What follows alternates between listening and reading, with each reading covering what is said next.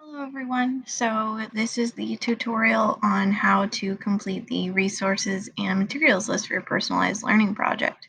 So this is how you're going to get started.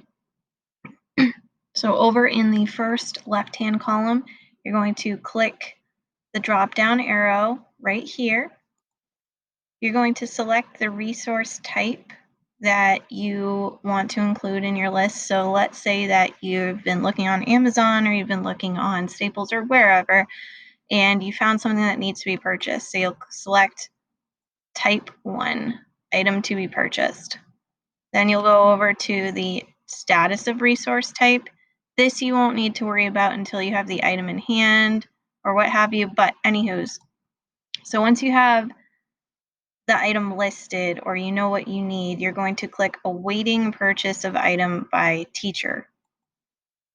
If you have the item in hand and it's been ordered, you'll select purchased by teacher. And the next step is putting in the product name. So let's just say, let's go over to Amazon. And let's say you're working on a project to, say, make masks for COVID-19. So you're going to look up sewing materials.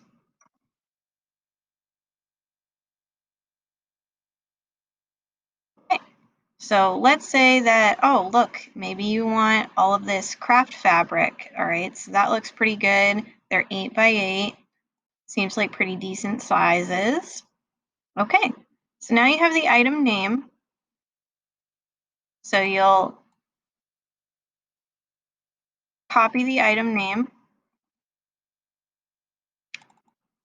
and you will select click here and erase this text. You will select all of the text and copy and paste the item name over it. Then you will put in the quantity. So since this is a much larger quantity box of these, you're going to want to make sure that you just select that you only need one of them. And then price per unit, you're going to want to grab that off the screen too. So it says that it's $14.99 here. Select copy and paste. And we are going to copy and paste this into the price box. Okay. Next thing is to make sure that the teacher knows where to purchase this item from. So you're going to go back over to the screen that shows the item. You're going to be right up here in the URL box. You're going to click on it. It'll automatically highlight the URL. You'll click Control-C, and now it's copied. Now you go back over to your resources and material list for personalized learning project. You're going to click in the box next to the product name under the website linked for the item to be purchased from. Double click on it so that way you can start typing. And then click Control-V. And that will put in the link. Now make sure that in these boxes, they have to be working links, otherwise it will not go into the box. Now let's say, for example, that you're looking for something that's not a product, but it's somebody, a person who is an expert personnel. So you're going to go back over to the resource type, click on the drop-down menu, click Type to Expert Personnel right here.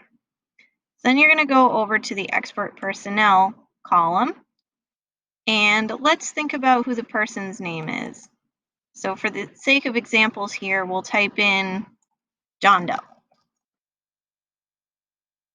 Contact info, you're going to want to make sure that you have either an email, a phone number, or some other way to contact them. It has to be listed in this box, right? Now, for the last one, this is kind of like where you'll put in other types of resources. So resources that would be coming directly from a website that are not expert personnel and that are not items to be purchased. Oh, and also let's go back up to type 2 before we move on to the next one. So for the expert personnel, for the status of the resource type, you are either going to click on, first of all, you want to make sure that in waiting for the person to respond back to you after you first reach out to them, you're going to click awaiting response from expert personnel. If you've received communication from this person, you'll go back in and click on Received Communication with Expert Personnel. But let's just keep it as awaiting for now.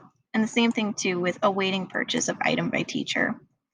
All right, so moving on to the third type of resource, one that is maybe an online resource that does not need purchase whatsoever.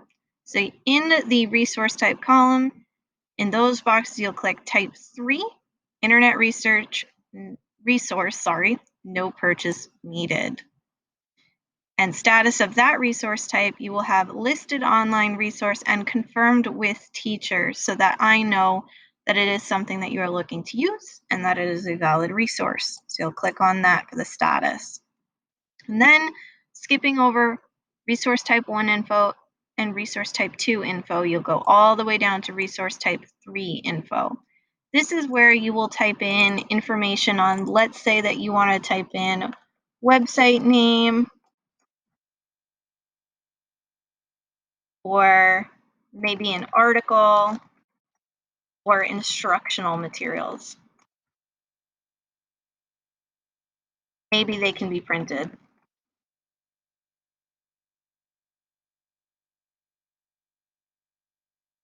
And that is what you will do to fill in your resource and materials list for your personalized learning project. Also, right up here in the blue area in the top part of the sheet, you're going to want to type your name here, and make sure that you type your name in. As seen here, I've typed in mine. So that's pretty much it. And if you guys have any questions following this tutorial video, please make sure that you address them with me. Thanks, guys.